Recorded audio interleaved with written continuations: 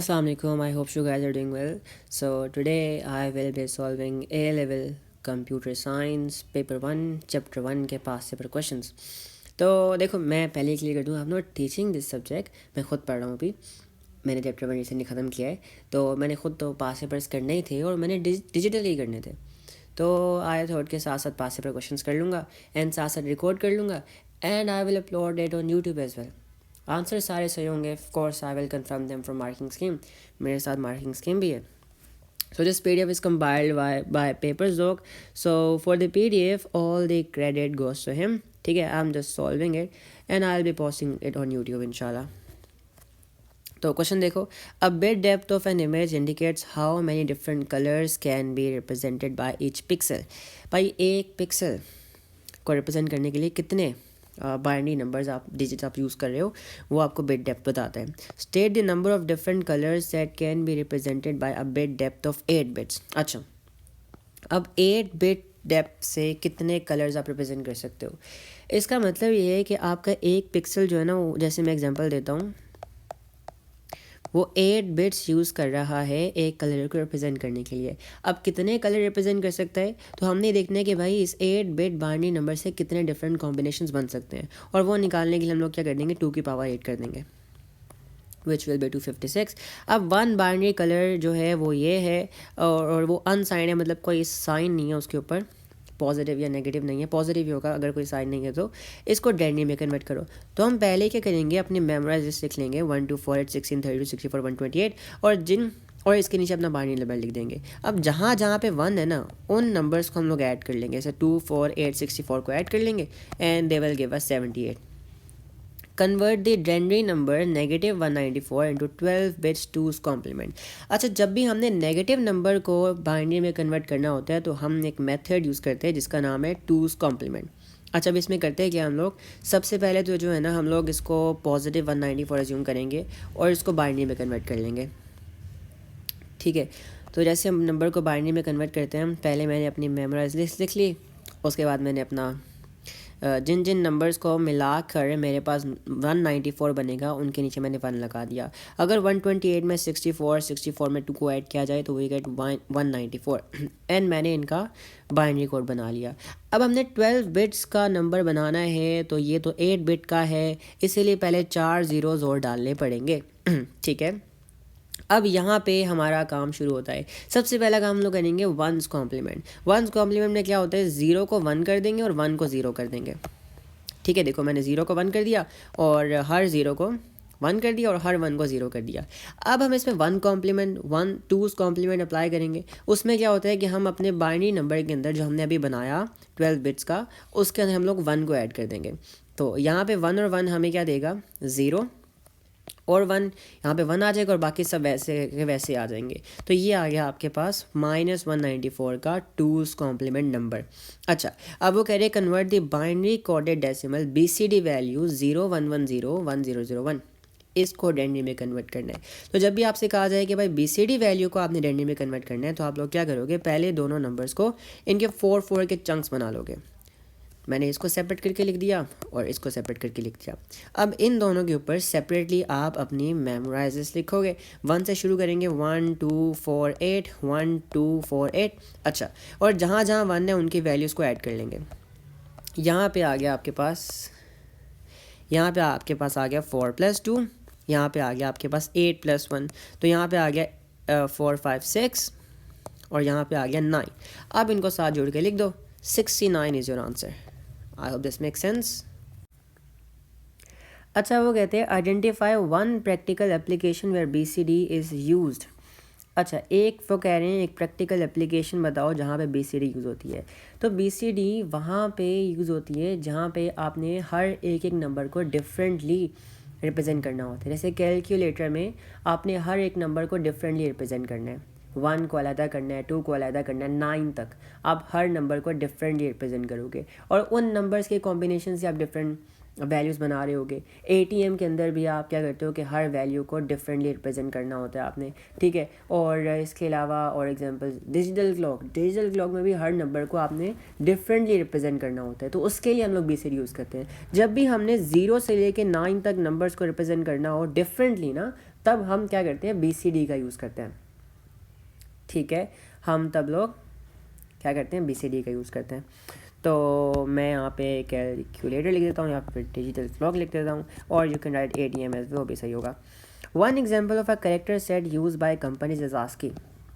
अब यहाँ पे करेक्टर सेट आ गया है, तो कुछ कंपनीज जो हैं वो आस्की करेक्टर सेट यूज़ करती हैं। Describe how one character is represented in a character set. अब वो कह रहे हैं कि भाई बताओ कि एक करेक्टर को करेक्टर सेट में कैसे रिप्रेजेंट किया जाता है। तो पहले मैं समझा लेता हूँ। होता ये है, जैसे अगर आप ज्यूम करो आपके पास एक नंबर है A, और आई गेस इसका जो डेनरी नंबर था वो 97 था, if I am not wrong, ठीक है। तो क्या होता है कि आपने ना इस करेक्टर सेट के अंदर हर अल्फ़ाबेट, हर करेक्टर का एक डेनरी नंबर स्टोर किया हुआ है, और जब आप कंप्यूटर में ये करेक्टर को प्रेस करते हो ना, तो इसका डेनरी नंबर आता है इस करेक्टर सेट से, और फिर आप इस नंबर को बाइनरी में कन्वर्ट कर देते हो। इस नंबर को कंप्यूटर एज अ बाइनरी अपने अंदर सेव कर लेता है। तो जब आपने A को दबाया, ठीक है, तो A का जो इस करेक्टर सेट के अंदर जो नंबर स्टोर हुआ था विच वॉज 97, जब आप उसको दबाओगे, इस की को दबाओगे, तो कंप्यूटर के पास ये नंबर जाएगा और फिर ये एज अ बाइनरी स्टोर हो जाएगा, ठीक है। अब पक्का तो नहीं पता, लेकिन कोड सही नहीं है, ऐसे एग्जांपल दिया है सिर्फ, ठीक है। जब आप उसको दबाओगे तो ये नंबर जो है वो एज अ बाइनरी कंप्यूटर के साथ स्टोर हो जाएगा। तो आप ये कहोगे कि भाई each character has its own unique binary code, इसका एक अपना बाइनरी कोड है which is stored by the computer when the character is press. जब आप वो कंप्यूटर के अंदर स्टोर हो जाएगा जब आप इस करेक्टर को कंप्यूटर के अंदर प्रेस करोगे। अच्छा, अब यहाँ पे आपके पास कंप्रेशन भी आ गया है। Data can be compress using either lossy or lossless compression. Take one box in each scenario to identify whether lossy or lossless compression should be use. अब यहाँ पे आपको डिफरेंट सिनेरियोज दिए और आपने बताना है कि क्या लॉसी यूज़ किया जाए या लॉसलेस। एक रिवीजन दे दूँ, लॉस ही वो कंप्रेशन होता है जिसके अंदर डाटा आपका लॉस हो जाता है और आप उसको दोबारा रीगेन नहीं कर सकते। लॉसलेस में क्या होता है कि आपका डाटा जो है वो लॉस नहीं होता है, आप उसको दोबारा रीगेन कर सकते हो। A program written in a high level language, आपने एक ऐसा प्रोग्राम लिखा है जो कि हाई लेवल लैंग्वेज में है, तो इसके लिए हम लॉसी यूज़ करें या लॉसलेस। तो सबसे सेफेस्ट एग्जांपल, सबसे सेफेस्ट तरीका यही है कि आप उसको लॉसलेस में स्टोर कर लो, क्योंकि कोड में जो है ना, अगर आप कोडिंग कर रहे हो, कोड में हर एक अल्फ़ाबेट बहुत ज़्यादा इंपॉर्टेंस रखता है। अगर एक अल्फ़ाबेट भी गलत हो जाए ना तो वो कोड काम नहीं करेगा। अब एज्यूम करो कि आपने उसको लॉसी से कंप्रेस कर लिया और गलती में क्या हुआ कि एक अल्फ़ाबेट चेंज हो गया। अब अल्फ़ाबेट चेंज क्योंकि ज़्यादा डाटा कम करना है, ज़्यादा डाटा कम करने के चक्करों में अल्फ़ाबेट चेंज हो सकते हैं, या हो सकता है सही से नज़र ना आ रहे हो, आपने गलत अल्फ़ाबेट डाल दिया, गलत कॉपी हो गया, तो प्रोग्राम वर्क ही नहीं करेगा। इसीलिए लॉसलेस सबसे सेफ़ है। By using lossless data loss नहीं होगा, क्योंकि अगर डाटा लॉस हो गया तो प्रोग्राम काम नहीं करेगा, इसलिए लॉसलेस सबसे अच्छा है, ठीक है। अगर हम a photograph that needs to be email to a friend, अब आप कोई कंपनी को या बहुत कोई ऊपर वाली पहुंची हुई हस्ती को तो नहीं सेंड कर रहे ना, आपका करीबी दोस्त है, आपने उसको कोई चीज़ दिखानी होगी बहुत इंपॉर्टेंट, तो लो क्वालिटी इमेज भी चल जाएगी। तो इसके लिए आप लॉसलेस भी कर सकते हो, लेकिन मैं लॉस ही कर रहा हूँ, ज़्यादा बेहतर है। क्योंकि जो ईमेल होती है ना, ईमेल आप जब ईमेल पे कोई फाइल अटैच करते हो तो उस पर रिस्ट्रिक्शन लगी होती है कि आपने इसी फाइल साइज़ की भेजनी है, उससे ऊपर की नहीं भेजनी है। तो a high quality image may not be required and email require a significantly smaller file size. और जो ईमेल होती है ना उसमें आपको सिग्निफिकेंटली स्मॉलर फाइल साइज़ चाहिए होता है। तो बेस्ट यही है कि आप लॉसी यूज़ कर लो, आपका दोस्त ही है, कौन सा बहुत बड़ी हस्ती है। फिर आपसे कहते हैं भाई you need to upload a video that you have created to a website. अब ये भाई आपने वीडियो जो है वो वेबसाइट पे अपलोड करनी है, तो अब मैं लॉसलेस यूज़ करूँगा। क्यों? क्योंकि हो सकता है भाई मेरी कोई ब्रांड की वेबसाइट हो, मैंने उसमें बहुत इंपॉर्टेंट स्टफ़ शेयर करना है, मैंने उसके ऊपर अपने कपड़े सेल करने हैं, मैंने उसके ऊपर अपना कॉस्मेटिक शेयर करना है। अब जब तक मेरी वीडियोस हाई क्वालिटी नहीं ना होंगी तो कोई लेगा ही नहीं, है ना। तो उसके लिए मुझे हाई क्वालिटी वीडियोस ही चाहिए जो मैंने वेबसाइट पे अपलोड करनी है, क्योंकि जो वेबसाइट पे वीडियोस अपलोड होती हैं वो छोटी भी शॉर्टर क्लिप्स हैं तो इतना स्टोरेज भी नहीं लेंगी। तो high quality video may be required and can not afford to lose any data. अब एज्यूम करो कि भाई आपने लॉसी यूज़ कर लिया, और लॉसी ने क्या किया, उस वीडियो के अंदर जो कलर्स थे ना, ठीक है, उनको कम कर दिया। उसने क्या किया, बिट डेप्थ को कम कर दिया। अब बिट डेप्थ को कम करने से शेड्स कम हो जाएंगे, तो मेरे कपड़ों के असली शेड नज़र नहीं आएंगे। हो सकता है फिर ग्राहक मेरे से लेके कि भाई ये तो जो वीडियो में नज़र आ रहा है वो तो है ही नहीं है। तो इसके लिए what we can do is we can use lossless. Lossless में क्या होगा कि आपके पास डाटा लॉस नहीं होगा, ठीक है, और एक हाई क्वालिटी वीडियो जो है वो आपको चाहिए थी। आई होप दिस मेक सेंस। और ऐसे तो मैं खुद पढ़ रहा हूँ, लेकिन कोशिश यही करूँगा कि भाई सारे आंसर जो है ना, वैसे मैंने सारे मार्किंग स्कीम से चेक किए हैं, सारे सही हैं, एक्सप्लेनेशन भी सही है। तो जब मैं पास पेपर सॉल्व किया करूँगा, I try to record the video and I upload it on YouTube, ठीक है। तो लेट्स गो अहेड। अच्छा, next question, let me raise this, ठीक है। अच्छा, तो यहाँ पे आपसे कहा जा रहा है a digital camera takes a bit map image. एक डिजिटल कैमरा ने एक बिट मैप इमेज ली है और वो इमेज जो है वो 2000 पिक्सल्स वाइड है और 1000 पिक्सल्स हाई है और उसका कलर डेप्थ है 24 bits. Calculate an estimate size of file size for the image. आपने फाइल साइज़ फाइंड करना है इमेज का और आपने अपना आंसर मेगाबाइट में देना है। तो फाइल साइज़ कैसे फाइंड करते हैं, पहले ही देख लेते हैं। फाइल साइज़ को फाइंड करने के लिए हम लोग क्या करते हैं कि आपके जो पिक्सल्स होते हैं ना, पिक्सल्स जो टोटल नंबर ऑफ पिक्सल्स होते हैं, अब वो ये कह रहे हैं कि भाई आपके पास जो है ना वो 2000 पिक्सल्स वाइड, मतलब वाइड 2000 पिक्सल्स हैं और हाई कितने हैं, हाई 1000 है। तो टोटल नंबर ऑफ पिक्सल्स निकालने के लिए मैं 2000 को 1000 से मल्टीप्लाई करूँगा, 2000 मल्टीप्लाई बाय 1000, ठीक है। एंड देन मैं क्या करूँगा, अपनी कलर डेप्थ के साथ मल्टीप्लाई कर दूँगा।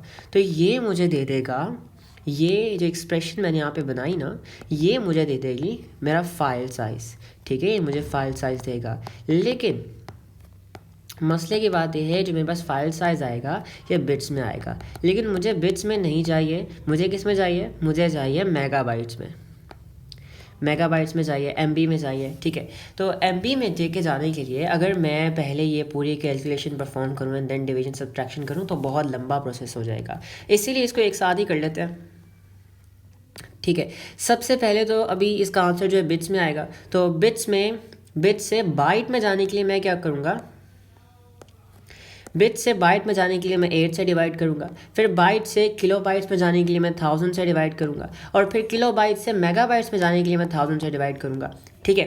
तो उन सबको मैंने नीचे लिख दिया। अब इसको अगर आप सोल्व करते हो ना तो ये आपको दे देगा आंसर आपका मेगाबाइट्स में, ठीक है। अगर आप यहाँ से देखो तो यहाँ से जो 8 है वो कट रहा है, 8 1s are 8 3s are, यहाँ से ये कट गया, ठीक है। उसके बाद यहाँ से 1000 1s are 1000 1s are ये कट गया, 1000 1s are 1000 2s are ये कट गया, और 2 और 3 बच गया। तो 2 into 3 क्या देगा आपको, ये देगा 6 मेगाबाइट्स, ठीक है। Well, I don't think so. I'm really good at explaining. I'm not really good at explaining computer science because this is my first time recording video, solving computer science past papers. Inshallah, it will get better with time. ठीक है। Video करने का सिर्फ मकसद ये है कि देखो, जब मैं किसी को कोई चीज़ समझा देता हूँ या सॉल्व कर लेता हूँ तो मुझे वो अच्छी तरह याद हो जाती है। सो आई वाज वैसे भी solving this question, so I thought I can record and then I can upload it on YouTube.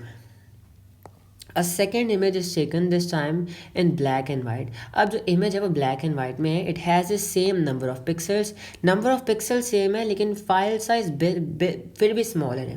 अब फिर भी smaller का मतलब क्या है, देखो आप जो दो कलर्स रिप्रेजेंट कर सकते हो ना, जैसे अगर मैं आपसे कहूँ या तो आप ब्लैक कलर ले सकते हो या फिर आप वाइट कलर ले सकते हो,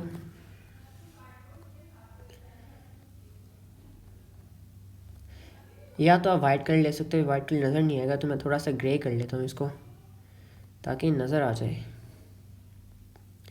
ये आ गया मेरा वाइट कलर, एज्यूम कर ले वाइट कलर है, ठीक है। तो या तो आप ब्लैक कलर ले सकते हो या तो वाइट कलर ले सकते हो। तो कलर डेप्थ मतलब वो बिट्स जो हर पिक्सल लेगा एक कलर को रिप्रेजेंट करने के लिए वो काफ़ी कम हो जाएगा, क्योंकि सिर्फ दो ही कलर्स है ना, तो आप 0 1 पे गुजारा कर सकते हो। आप कह सकते हो 0 ब्लैक है और 1 वाइट है, राइट। इससे number of bits, her pixel जो नंबर ऑफ बिट्स लेगा ना, नंबर ऑफ बिट्स जो लेगा हर एक कलर को रिप्रेजेंट करने के लिए वो कम हो जाएगा। जैसे नंबर ऑफ बिट्स अब सिर्फ एक लेगा, ये कहेगा भाई 1 जो है वो ब्लैक, 1 जो है वो वाइट है और 0 जो है वो ब्लैक है, ठीक है। तो ये क्या करेगा कि भाई हर पिक्सल जो नंबर ऑफ बिट्स लेगा कलर को रिप्रेजेंट करने के लिए काफ़ी कम हो जाएगा। पहले कलर डेप्थ क्या थी, पहले कलर डेप्थ 24 बिट्स थी और अब 1 बिट तक आ जाएगी, अब 1 बिट तक आ जाएगी। ठीक है, तो जब आप कम कर दोगे, कलर डेप्थ को कम कर दोगे, यहाँ पे 24 की जगह 1 आ जाएगा, तो क्या आपका कम नहीं हो जाएगा फाइल साइज़? अगर आप यहाँ 1 लिखते तो आपका फाइल साइज़ 2 MB हो जाता, राइट। तो क्या होगा कि भाई because of 2 colours less number of bits are required to represent each pixel, means less colour depth required, means less colour depth means less file size. ठीक है, सब कुछ रिलेट कर दिया। A digital camera allows a user to add text to an image. अब एक camera जो है ना वो अलाउ करता है कि आप इमेज के ऊपर टेक्स्ट डाल सकते हो। The text is encoded in ASCII values, और आपका टेक्स्ट जो है वो आस्की वैल्यूज में इनकोड किया गया है। The table shows the ASCII dictionary values for 5 characters, आपको 5 कैरेक्टर्स की डिक्शनरी वैल्यू गिवन है। Give the 8 bit value for the ASCII character B. अब बी का आपने बाइनरी वैल्यू निकालनी है। तो बाइनरी निकालना बहुत आसान है। पहले आप अपनी मेमोराइज लिस्ट लिखते हो 1 से लेके 28 तक, 1 2 4 8 16 32 64 28। अब आपने 98 बनाना है। आप ही देखोगे भाई कौन से नंबर्स हैं जिनको अगर ऐड किया जाए तो 98 बनेगा। अगर 64 में मैं 32 ऐड करूँ तो 60 70 80 96 बन जाएगा, और 96 में अगर 2 ऐड करूँगा 98 बन जाएगा। तो जिन नंबर्स को मिलाने से आपका 98 बनेगा उनकी नीचे 1 लगा दो, बाकी के नीचे 0 लगा दो। ये आ गई आपकी बाइनरी वैल्यू बी के लिए। अब वो कह रहे हैं कि भाई आस्की की डिक्शनरी वैल्यू दो, टी की डिक्शनरी वैल्यू दो। ठीक है, अब यहाँ पे देखो अगर ए की 97 है, बी की 98 है, सी की 99 है, डी की 100 है, ई की 101 होगी, तो आप अंदाज़ा लगा सकते हो टी कितना दूर होगा। ठीक है, तो इससे आप टी की वैल्यू आराम से निकाल सकते हो, राइट। अच्छा, अब आपने इसको हेक्साडेसिमल में कन्वर्ट करना है। तो हेक्साडेसिमल में कन्वर्ट करना हो अगर आपने किसी भी डिक्शनरी नंबर को, तो सेफेस्ट रास्ता ये है कि पहले उसको बाइनरी में लेके जाओ, फिर उसको हेक्सा में लेके जाओ। तो पहले मैंने किया कि पहले मैंने अपनी मेमोराइज लिस्ट लिख ली, ठीक है, और मैंने 116 को बाइनरी में कन्वर्ट कर लिया। मैंने उन नंबर्स के नीचे 1 लगा दिया जिनको ऐड करने से मुझे 116 मिलेगा, एंड बाकी जगह मैंने 0 लगा दिया। अब मैं क्या करूँगा, इनके 4 के चंक्स बना लूँगा, 4 के ग्रुप्स बना लूँगा, और अब इन 4 के ग्रुप्स को के ऊपर मैं सेपरेटली अपनी ये मेमोराइज लिस्ट लिखूंगा 1 2 4 8 1 2 4 8, एंड इनको क्या करूँगा हेक्साडेसिमल में कन्वर्ट कर लूँगा। तो ये मुझे 7 दे रहा है, ये मुझे 4 दे रहा है, अगर मैं कंबाइन करके लिख दूँ तो ये वैल्यू बन गई मेरी हेक्साडेसिमल के अंदर। ठीक है, I hope this question make sense. Okay, next सवाल। Sameera uses a computer to draw a logo for her hotel. अब एक बच्ची थी जिसका नाम समीरा था, उसने एक कंप्यूटर का यूज़ किया अपने होटल का लोगो बनाने के लिए, and saves it as a vector graphic, और उसने उसको वेक्टर ग्राफिक में सेव कर लिया। The logo will be place on the multi media presentations and elsewhere such as on signs at the entrance of the hotel. Hotel के entrance में जो sign boards लगेंगे उसके लोगों के वहाँ पर भी छिपेगा ये। Samira emails the logo to a company that print signs. उसने जो लोगो था वो एक ऐसे कंपनी को ईमेल किया जो साइन को प्रिंट करती है, and documentation for the hotel, और बाकी डॉक्यूमेंटेशन भी शेयर किया। Describe how the logo is represented by the computer. अब वो पूछ रहे हैं कि बताओ ये जो लोगो है कंप्यूटर इस लोगो को कैसे रिप्रेजेंट करेगा। तो देखो वेक्टर ग्राफिक में और बिटमैप इमेजेस में सबसे बड़ा फ़र्क ये होता है कि बिटमैप इमेज में आपके पास पिक्सल्स आ जाते हैं, छोटे छोटे पिक्चर एलिमेंट्स जो मिलके एक पिक्चर बनाते हैं। लेकिन वेक्टर ग्राफिक में क्या होता है, वेक्टर ग्राफिक एक ऐसी इमेज होती है जो कि मैथमेटिकल शेप्स का यूज़ करके बनती है, जैसे लाइंस, कर्व्स, पॉलीगॉन्स, और कोई भी शेप उनको मिला के बनाई जाती है। तो बेसिकली होता है क्या है, वेक्टर ग्राफिक के अंदर उन शेप्स की इंस्ट्रक्शंस, जैसे उन शेप्स के मैथमेटिकल फॉर्मूलाज वो स्टोर हुए हुए होते हैं। ठीक है, तो it is represented as a set of mathematical shapes such as lines, curves, polygon etcetera. और हर शेप जो है ना वो डिफाइन होती है उसकी अपनी मैथमेटिकल इंस्ट्रक्शन से। जैसे अगर कोई सर्कल है उसकी एक अलग इक्वेशन होगी, जैसे एक स्क्वायर है उसकी भी एक इक्वेशन होगी, उसके कोऑर्डिनेट्स होंगे। ठीक है, कोई कर्व है उसकी इक्वेशन होगी, which determines its size and appearance such as size and colour it consider drawing list. अब इसके अंदर ड्राइंग लिस्ट भी होती है। ड्राइंग लिस्ट बेसिकली एक ऐसी लिस्ट है जो आपको बताती है कौन कौन सी शेप्स का यूज़ किया गया है इस इमेज को बनाने के लिए। ठीक है, उसके बाद आपके पास आ जाता है 2 reasons why the hotel logo is saved as a vector graphic instead of a mid-mapped graphic। अब बताओ रीज़न कि why bitmap image why logo is saved as a vector graphic, bitmap image में क्यों नहीं सेव किया गया और vector graphic में क्यों सेव किया, इसका रीज़न देखो। अब ये ज़रा टेक्स्ट देखना, मैं इसको जूम करूँगा ना, अभी पिक्सल नज़र आ रहे हैं, लेकिन जब छोड़ूंगा तो बिल्कुल सही हो जाएंगे, राइट। तो यही फ़ायदा है, जब आप उसको जूम करोगे ना, उसको जब रीसाइज करने की कोशिश करोगे, छोटा बड़ा करोगे, तो पिक्सल्स नहीं फटेंगे, जिसको हम आप जुबान में कहते हैं भाई पिक्सल नहीं फटेंगे, राइट। सो जब आप उसको रीसाइज करोगे ना, तो वो पिक्सलेट नहीं करेगा, it can be resize without पिक्सलेशन।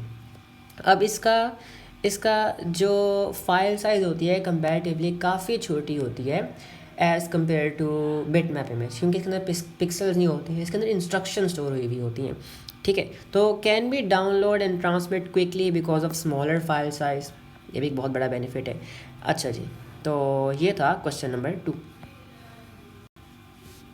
अगला सवाल देखो, Aamir has created a sound file. Aamir ने एक साउंड फाइल क्रिएट की यूजिंग हिज डेस्कटॉप कंप्यूटर, अपने डेस्कटॉप कंप्यूटर का यूज़ करके। Complete the table by writing the missing definitions. Table complete करो by writing the missing definitions and term about sound. अच्छा, sampling क्या होती है? देखो, सैम्पलिंग का मतलब ये होता है अबाउट साउंड, हम स्पेसिफाई करेंगे। सैम्पलिंग का मतलब ये होता है कि साउंड की एम्पलीट्यूड को मेजर करना आफ्टर रेगुलर टाइम इंटरवल, मतलब हर सेकंड के बाद, आप कह रहे हो हर सेकंड के बाद साउंड का एम्पलीट्यूड मेजर करना, या फिर हर 0.2 सेकंड्स के बाद, या हर 0.01 सेकंड्स के बाद, मतलब फिक्स टाइम इंटरवल के बाद आप क्या कर रहे हो कि साउंड का एम्पलीट्यूड मेजर कर रहे हो। तो measuring the amplitude of the sound at regular time interval is known as sampling. अच्छा, the number of samples per unit time, इसे कहा जाता है सैम्पलिंग रेट, कि एक सेकंड के अंदर कितने सैम्पल्स ले रहे हो आप, उसे कहा जाता है सैम्पलिंग रेट। सैम्पलिंग का मतलब क्या है कि भाई कि आप रेगुलर टाइम इंटरवल्स के बाद साउंड का एम्पलीट्यूड मेजर करते हो। लेकिन सैम्पलिंग रेट क्या होता है कि हर एक सेकंड के बाद कितने सैम्पल्स मेजर हो रहे हैं वो बताओ, number of samples per unit time, ठीक है। और सैम्पलिंग रेजोल्यूशन क्या होता है? सैम्पलिंग रेजोल्यूशन होता है कि हर सैम्पल कितनी बिट्स ले रहे हैं स्टोर होने के लिए, number of bits allocated to each sample. अच्छा, the file is too large to be emailed and the file size needs to be reduce. अब फाइल साइज को रिड्यूस करना पड़ेगा। Name one lossless compression technique that can be use to reduce the size of the sound file. अच्छा, यहाँ पे कहा गया है कंप्रेशन टेक्निक, आपने मेथड्स नहीं बताने हैं, आपने मेथड नहीं बताना है, आपने सिर्फ टेक्निक बतानी है, ठीक है। तो टेक्निक क्या है? RLE, रन लेंथ इनकोडिंग, काफ़ी सिंपल क्वेश्चन था। Describe one logic compression technique, एक लॉजिक कंप्रेशन टेक्निक बताओ और उसको डिस्क्राइब भी करो, that can be used to reduce the size of the sound file. Okay, एक लॉजिक कंप्रेशन टेक्निक बताओ, उसको एक्सप्लेन करो जिससे आप साउंड के फाइल साइज को कम कर सकते हो। तो by reducing the sampling resolution, sampling resolution का रिड्यूस करके we can reduce the number of bits allocated to each sample, reducing the file size. जब आप ये कम कर दोगे कि भाई हर सैम्पल को कितनी बिट्स मिल रही हैं स्टोर होने के लिए, तो उससे क्या होगा? उसे कहा जाता है सैम्पलिंग रेजोल्यूशन कहा जाता है कि हर सैम्पल कितनी बिट्स ले रहा है, ठीक है। तो अगर आप सैम्पलिंग रेजोल्यूशन कम कर देते हो, इसका मतलब ये है कि अब हर सैम्पल कम बिट्स ले रहा है स्टोर होने के लिए, इसका मतलब ये कम स्टोरेज लेगा एंड उससे फाइल साइज कम हो जाएगा, reducing the file size. It make sense? अच्छा, next question, Wei wants to compress this source code. अब वी ने ना, कैसा अजीब नाम है, वी ने सोर्स कोड को कंप्रेस करना है to transport it to another computer, ताकि वो इसको किसी और कंप्यूटर में ट्रांसपोर्ट कर सके। Identify the most appropriate compression technique he should use, justify और आंसर। अब सबसे ज़्यादा अप्रोप्रिएट कंप्रेशन टेक्निक कौन सी होगी, ठीक है। तो सबसे पहले हमें सिर्फ कंप्रेशन, टाइप ऑफ कंप्रेशन नहीं बताना, हमें कंप्रेशन टेक्निक बतानी है, ठीक है। अच्छा, सबसे पहले अगर देखा जाए तो टाइप ऑफ कंप्रेशन कौन सा यूज़ करेंगे? क्या हम यहाँ पे लोजी यूज़ करेंगे या लॉसलेस यूज़ करेंगे? तो अगर आप लोजी यूज़ करते हो ना, तो लोजी जो है वो डाटा को परमानेंटली डिलीट कर देगा, परमानेंटली लॉस कर देगा। और ये एक सोर्स कोड है, मतलब एक प्रोग्राम का कोड, अगर इसमें थोड़ी सी भी झोल हो गई, थोड़ी सी भी गलती होगी, PU बन गया, UT बन गया, तो उससे होगा क्या कि पूरा जो प्रोग्राम का कोड है वो ख़राब हो जाएगा, प्रोग्राम चलेगा ही नहीं। अगर कुछ भी गलत हो गया, प्रोग्राम नहीं चलेगा। इसीलिए सेफेस्ट तरीका इज़ कि भाई आप लॉसलेस यूज़ कर लो, लॉसलेस यूज़ कर लो। अब लॉसलेस में से आप कौन सा कंप्रेशन टेक्निक यूज़ करोगे? आप रन लेंथ इनकोडिंग यूज़ कर लो, ठीक है। अब जस्टिफिकेशन दो कि भाई using lossless technique data will not loss, data loss नहीं होगा। और अगर डाटा लॉस्ट हुआ इसका मतलब ये है कि भाई वो सोर्स कोड नहीं काम करने वाला। ठीक हो गया। अच्छा जी, ये क्वेश्चन काफ़ी बड़ा है, मेरे ख्याल से एक रिकॉर्डिंग में पूरा नहीं आएगा, तो नेक्स्ट रिकॉर्डिंग में करते हैं। A recording of a concert is stored as a file. आप एक रिकॉर्डिंग कॉन्सर्ट की रिकॉर्डिंग को एज अ फाइल स्टोर कर रहे हो। The file is compressed using lossy compression. इस फाइल को आपने कंप्रेस किया है लॉसी कंप्रेशन का यूज़ करके। अब बेसिकली ये एक टाइप ऑफ कंप्रेशन है जिसके अंदर जो है ना आपका डाटा लॉस्ट हो जाता है और आप उसको रीगेन नहीं कर सकते before it is streamed to the users. Said why this file needs to be compressed. File को compress क्यों करना चाहिए, क्यों करना पड़ेगा? वो इसलिए क्योंकि जब फाइल का साइज़ बहुत बड़ा होगा ना तो उसको ट्रांसमिट करने में बहुत ज़्यादा टाइम लग जाएगा। एज्यूम करो अगर फाइल का साइज़ 32 GB है तो एज्यूम करो इसको अगर आपने यूट्यूब पे अपलोड करना है या किसी प्लेटफॉर्म में अपलोड करना है तो कितना टाइम लग जाएगा। यहीं पे अगर आपकी फ़ाइल का साइज़ 1 GB कर दिया जाए कंप्रेस करके तो उसको बहुत कम टाइम लगेगा। तो मैं ये कह सकता हूँ कि भाई आपके पास जो अनकम्प्रेस फाइल है ना मैं ये कह देता हूँ कि भाई अनकम्प्रेस फाइल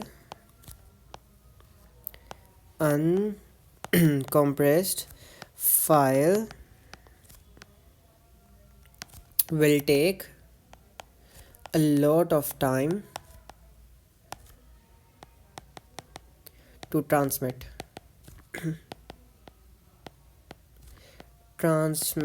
ठीक है।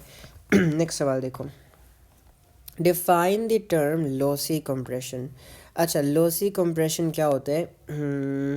तो this is a type of compression. हम ये कह सकते हैं कि भाई ये कंप्रेशन की टाइप है, अ टाइप ऑफ कंप्रेशन, एक टाइप ऑफ कंप्रेशन है इन विच डाटा इज़ लॉस्ट, जहाँ पे डाटा लॉस हो जाता है, डाटा इज़ लॉस्ट। ठीक है, इज़ लॉस्ट। और एक और पॉइंट है कि भाई दी compressed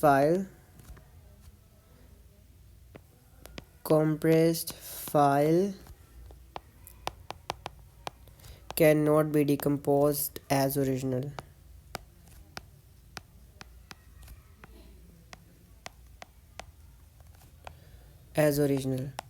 कि आपकी जब फाइल जो है ना जब वो मतलब कंप्रेस हो जाएगी, कंप्रेस हो के उसका साइज़ छोटा हो जाएगा, लेकिन आप उसको दोबारा वापस ओरिजिनल में नहीं ला सकते। एक बार कंप्रेस हो गई तो जो डाटा होगा वो लॉस्ट हो जाएगा, आप उसको दोबारा रीगेन नहीं कर सकते। जैसे अगर आपके पास एक पिक्चर है और आप उस पिक्चर को क्रॉप कर दो, यह हिस्सा आप उसका वेस्ट कर दो, ज़ाया कर दो, ठीक है, तो ये आपकी नई पिक्चर आ जाएगी। तो जो हिस्सा लॉस्ट हो गया आप उसको दोबारा रीगेन नहीं कर सकते, वो गुम गया हमेशा के लिए। ठीक है। अच्छा जी, फिर भी मार्किंग स्कीम देख लेते हैं। मार्किंग स्कीम कहती है, कहाँ गया? मार्किंग स्कीम कहती है कि भाई एक मिनट, ये कौन सा क्वेश्चन है? ये है question number 6। Okay, question number 6, हाँ। The data is lost, the decompressed file is not the same as the original. Same बात है। The file could be compressed using lossless compression. हाँ, फाइल को आप lossless compression के ज़रिए भी compress कर सकते हो। Explain why lossy compression is more appropriate. अब वो आपसे पूछ रहे हैं कि बताओ lossy compression जो है वो ज़्यादा appropriate क्यों है compression techniques में से instead of lossless। कि मतलब हम क्यों लॉसी यूज़ कर रहे हैं इंस्टेड ऑफ लॉसलेस। तो देखो ना, एक कॉन्सर्ट की रिकॉर्डिंग जो है वो 6-7 घंटों की भी हो सकती है। अब इतनी बड़ी रिकॉर्डिंग अगर आप लॉसलेस से कम करोगे तो अगर वो 32 GB है तो वो तकरीबन उसको 30 कर देगी या 29 कर देगी, लेट्स सपोज। लेकिन जो लॉसी होता है ना वो फाइल को 90% तक रिड्यूस कर सकता है, फाइल साइज़ को 90% तक रिड्यूस कर सकता है। तो हम लोग कहेंगे भाई lossy compression will compress more, lossy compression will compress the file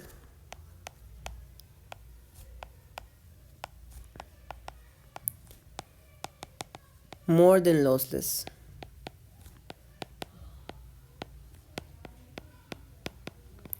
ठीक है, फिर हम लोग ये कह सकते हैं कि भाई कि the recording may be large, ठीक है, द रिकॉर्डिंग बहुत बड़ी हो सकती है, तो उसको हमने सिग्निफिकेंटली ज़्यादा कंप्रेस करना है, so it needs to be compress significantly, needs to be compressed significantly.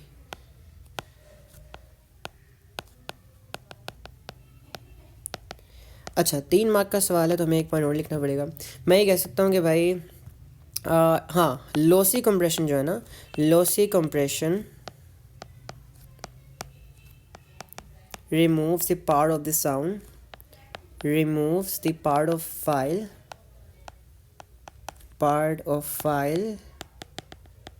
not noticeable by humans। एक एग्जांपल दे देते हैं, by humans such as sound out of human hearing range। मैं समझाता हूँ मैंने क्या लिखा है, हेयरिंग रेंज। इसका मतलब ये है कि जो आपका ये जो लॉसी कंप्रेशन होगा ना, ये साउंड फाइल के अंदर से ऐसी चीज़ें रिमूव करेगा जो ह्यूमन नोटिस कर ही नहीं सकते, मतलब उनके होने से और ना होने से कोई फ़र्क नहीं पड़ेगा। जैसे जो आवाज़ें ना 20 हर्ट्ज़ से नीचे होगी, क्योंकि इंसान जो है ना 20 हर्ट्ज़ से लेके 20,000 हर्ट्ज़ तक की आवाज़ को सुन सकते हैं। तो अगर कोई आवाज़ इससे ऊपर होगी या नीचे होगी तो इंसान नहीं सुन सकता, लेकिन वो तो रिकॉर्डर में रिकॉर्ड हो जाएगी ना, और वो साइज़ भी थोड़ा सा स्टोरेज भी लेंगी।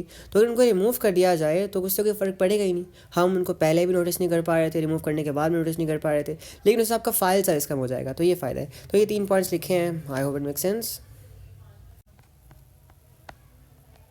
नेक्स्ट सवाल देखो, a sound track is recorded for a video. आपने एक साउंड ट्रैक को रिकॉर्ड किया है एक वीडियो के लिए। Describe how a computer encodes this sound track. अच्छा, इसका मतलब ये है कि कंप्यूटर जो है वो साउंड को रिकॉर्ड कैसे करेगा। तो हम लोग सबसे पहले लिखेंगे भाई, ये जो साउंड का एम्पलीट्यूड होगा ना, मतलब उसकी लाउडनेस, वो रेगुलर टाइम इंटरवल से मेजर की जाएगी, ठीक है। उसके बाद to get an approximation of sound wave, all right. So देखो, हम लोग एग्जैक्ट जैसा साउंड है असलियत में वैसा उसको रिकॉर्ड नहीं कर सकते, बट उसके करीब करीब हम रिकॉर्ड कर सकते हैं। तो हम लोग क्या करेंगे, हम साउंड के एम्पलीट्यूड को मेजर करेंगे रेगुलर टाइम इंटरवल्स पे to get an approximation of the sound wave, ठीक है। और फिर जो है इस अप्रॉक्सीमेशन को हम लोग बाइनरी नंबर्स में इनकोड कर देंगे इन अ सीक्वेंस। अच्छा, explain how the sampling rate and sampling resolution affects the file size of the soundtrack। अब sampling rate जो है, sampling resolution जो है और sampling rate जो है, ये फाइल साइज को कैसे अफेक्ट करेगा। सैम्पलिंग रेट का मतलब ये है कि भाई आप 1 सेकंड के अंदर कितने सैम्पल्स ले रहे हो। जैसे अगर मैं 100 सैम्पल्स ले रहा हूँ 1 सेकंड में, तो मेरी सैम्पलिंग रेजोल्यूशन 100 हर्ट्ज़ है। कितने सैम्पल्स आप ले रहे हो साउंड के 1 सेकंड के अंदर, उनको सैम्पलिंग रेजोल्यूशन कहा जाता है। अब हर सैम्पल जो है वो थोड़ी बहुत स्टोरेज लेगा, है ना। तो जितने ज़्यादा सैम्पल्स होंगे ना, उतनी ज़्यादा स्टोरेज वो लेगा, है ना। अगर सैम्पलिंग रेजोल्यूशन की बात की जाए तो हर एक सैम्पल को स्टोर करने में कितने बिट्स लग रहे हैं, उन्हें कहा जाता है सैम्पलिंग रेजोल्यूशन। तो अगर आपका सैम्पलिंग रेजोल्यूशन कम होगा, मतलब ये है कि आप हर सैम्पल को स्टोर करने के लिए कम बिट्स का यूज़ कर रहे हो, और जब कम बिट्स का यूज़ करोगे इसका मतलब ये है कि स्मॉलर फाइल साइज होगा। I hope it make sense.